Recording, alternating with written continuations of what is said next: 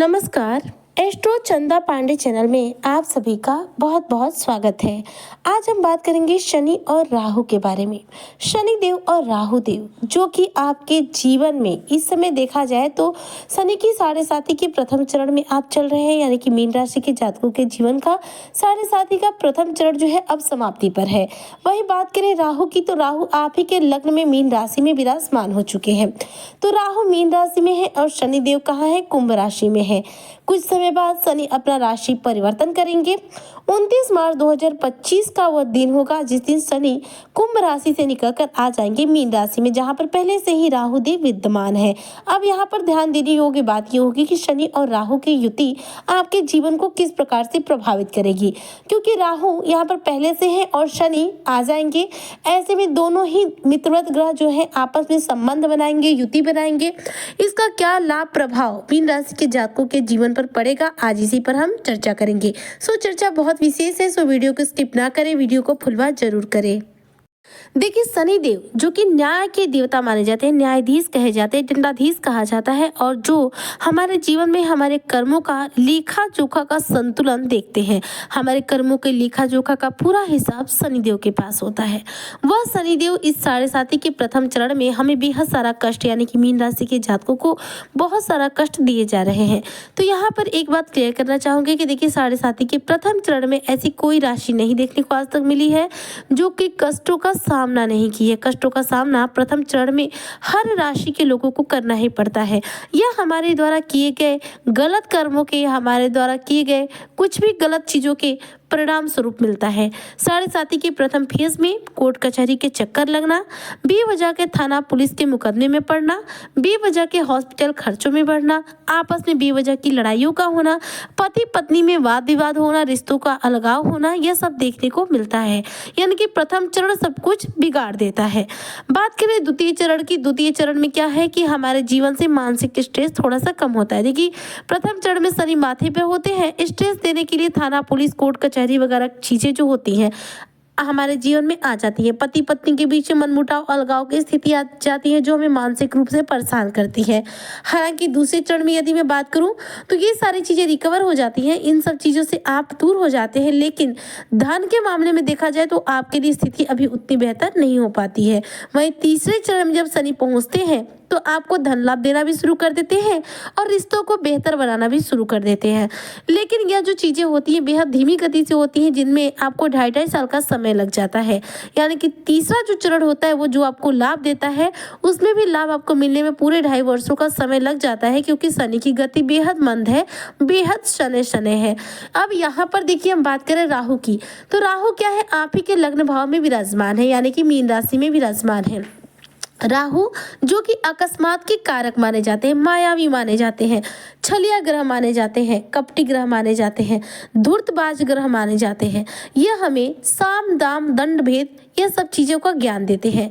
किसी भी व्यक्ति में अगर आपने नोटिस किया हो कि कोई व्यक्ति बेहद चालाक है, अपने किसी भी कार्य को बनाने के लिए कब मीठा बोलता है, कब कड़वा बोल लेता है, कब किस तरह से अपना काम किसी से निकलवा लेता है, इस तरह की चीज़ों के अगर गुण किसी व्यक्ति में आपको देखने को मिलते हैं तो ऐसा मान लीजिए कि उसकी कुंडली में राहु प्रबल है, राहु बेहद शुभ अवस्था में है।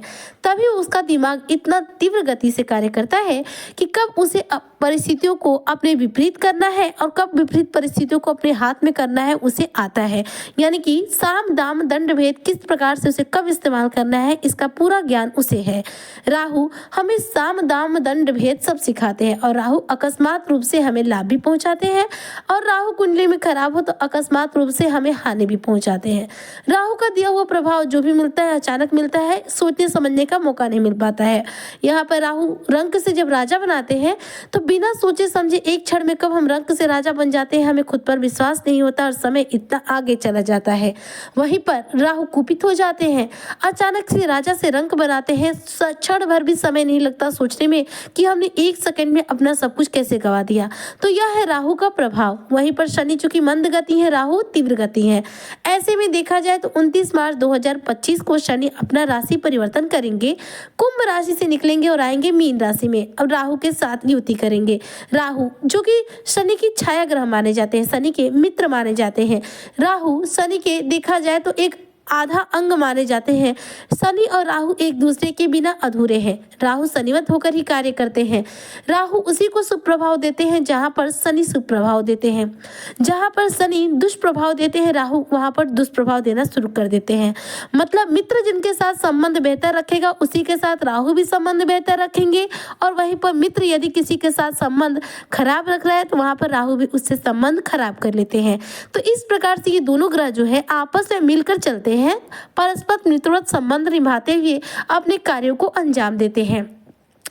तो 29 मार्च 2025 के बाद शनि आ जाएंगे मीन में, राहु के साथ युति कर लेंगे। ऐसे में जो भी आपके जीवन में घटनाएं घटित होंगी वो तीव्र गति से होंगी। तो 29 मार्च 2025 से लेकर 18 मई 2025 तक इन दोनों ही ग्रहों की, दोनों ये पाप ग्रह की श्रेणी में आते हैं और दोनों की युति रहेगी।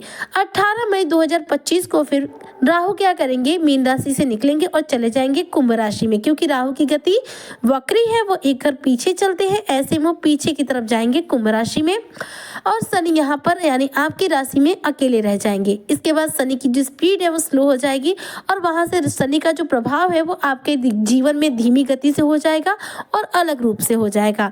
हालांकि देखा जाए तो शनि राहु की यह युति जो मीन राशि में हो रही है, यह आपके लिए कितनी बेहतर है इसे समझ लेते हैं। तो शनि के बारे में एक तथ्य यह माना जाता है कि शनि जहाँ बैठते हैं वहाँ स्थिति को शुभ बनाते हैं, लेकिन जहाँ दृष्टि डालते हैं उसे समाप्त कर देते हैं। वहां पर उनकी जो दृष्टियां है वही खराब मानी जाती हैं, अशुभ मानी जाती हैं।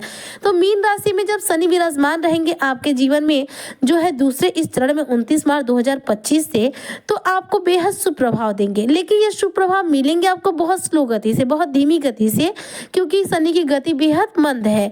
हालांकि राहु के साथ जब तक शनि की युति रहेगी 29 मार्च 2025 से लेकर 18 मई 2025 तक, जब तक शनिदेव राहु के साथ विद्यमान रहेंगे, ऐसे में आपको ज्यादा से ज्यादा धन लाभ कराएंगे। करियर से रिलेटेड प्रॉब्लम में खास तौर पर आपको सफलता दिलाएंगे। पैतृक संपत्ति का लाभ दिलाएंगे। इसके साथ ही आपके आपसी संबंध को बेहतर बनाएंगे। दोनों ही ग्रहों का प्रभाव एक साथ रहेगा। ऐसे में जो आपको प्रभाव मिलेंगे वो बेहद तीव्र गति से मिलेंगे, क्योंकि यहाँ पर शनि अकेले प्रभाव नहीं देंगे, राहु के साथ मिलकर प्रभाव देंगे। राहु के प्रभाव के द्वारा शनि की जो प्रभाव देने की क्षमता है वो यहाँ पर तीव्र गति से रहेगी। ऐसे में जो मीन राशि के जातक 2.5-3 सालों से 7.5 में बेहद कष्ट जो झेल रहे थे, इनके दुखों का नाश होगा। इनकी पीड़ाओं से इन्हें बहुत हद तक मुक्ति मिलेगी, और अलग अलग रूप से कई सारे इन्हें सफलताएं भी प्राप्त होंगी। इनके जो बिगड़े कार्य है वो बनना शुरू हो जाएंगे। तो ये जो समय है 2.5 से 3 महीने का होगा, जब शनि और राहु की युति के द्वारा आपको ये लाभप्रद प्रभाव देखने को मिलेगा। लेकिन 18 मई के बाद ये प्रभाव जो है कम हो जाएंगे, क्योंकि राहु चले जाएंगे कुंभ राशि में और शनि अकेले हो जाएंगे, तो शनि का प्रभाव फिर धीमा हो जाएगा। ऐसे में देखा जाए तो मीन राशि के जो जातक है उनके लिए शनि राहु की युति का जो प्रभाव है बेहद शानदार है, जो इनके बिगड़े कार्यों को बनाएगा, सफलताओं के दरवाजे को खोलेगा, पैतृक संपत्ति से लाभ दिलाएगा, पति पत्नी के संबंधों को बेहतर बनाएगा। ऐसे में इन 2.5-3 महीनों में आपको देखा जाए तो अलग अलग रूप से अलग अलग लाभ होंगे, जो आपके लिए यानी मीन राशि के जातकों के लिए बेहद शानदार रहेंगे। तो उम्मीद करते हूँ कि जितने भी मीन राशि के जातक हैं उनके लिए शनि राहु की जो युति है यह बेहद लाभप्रद होगी, जो इन्हें अपार रूप से सफलताएं प्रदान करेंगी। ऐसे में शनि और राहु से जुड़े हुए उपाय जरूर कीजिएगा, ताकि आपको इन दोनों ग्रहों की युति का पूरा लाभ मिल सके। उम्मीद करती हूँ आज की चर्चा मीन राशि के सभी जातकों को बेहद पसंद आई होगी। वीडियो पसंद आई हो तो लाइक शेयर करें, चैनल पर नए आए हो तो सब्सक्राइब जरूर करें। मिलते हैं नेक्स्ट वीडियो में, तब तक के लिए जय हिंद, जय भारत, जय श्री हरि।